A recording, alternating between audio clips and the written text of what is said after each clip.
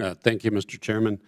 I want to thank the three witnesses today for their testimonies on how the CCP strategically executes its great firewall strategy to control its domestic population, as well as expand its authoritarian sphere of influence campaign abroad.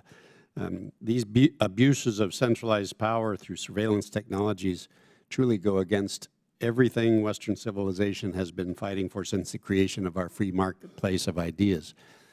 Unfortunately, the CCP's great firewall strategy, in my humble opinion, goes far beyond just the control of information and possesses deadly implications for the rest of the world. For example, as many of you know, this committee's recent investigation unveiled how the CCP directly subsidizes, awards, incentivizes, protects, and invests in chemical companies responsible for producing 97% of the fentanyl in the world. Much of that pouring through our southern border, contributing to killing more than 110,000 Americans every year. The CCP allows the illegal export of these deadly chemicals to occur while simultaneously censoring content about domestic fentanyl sales on the internet. In other words, the CCP knowingly protects its domestic population from deadly fentanyl as they profit off poisoning of Americans.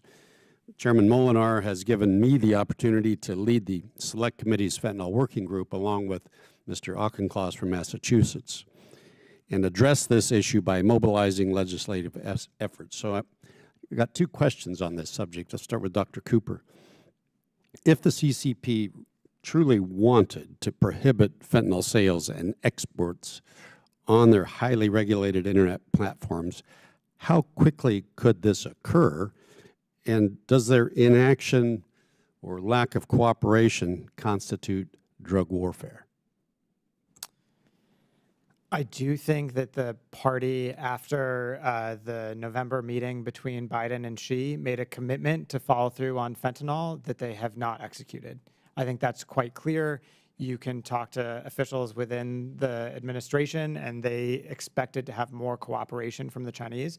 I don't know how fast they could crack down, but I think it's quite clear that officials on our side feel that there's a lot more that China could do that it is not doing today. Any thoughts on the whether or not this is drug warfare on their part?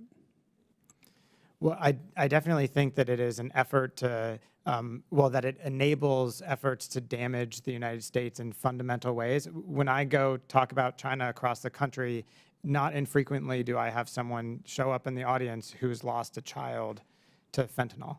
And I'm sure you have this same experience.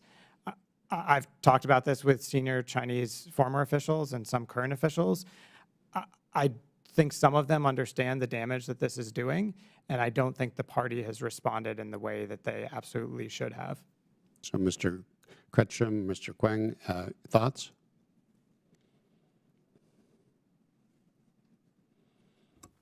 I don't have too much more to add beyond what Dr. Cooper has said, other than to essentially reassert that, yeah, that's the kind of topic that's incredibly well censored in the Chinese domestic space. It's a thing that, like, when we're analyzing different censorship trends, always comes up as one of the things that's very tightly controlled. So we can definitely co-sign at least that much.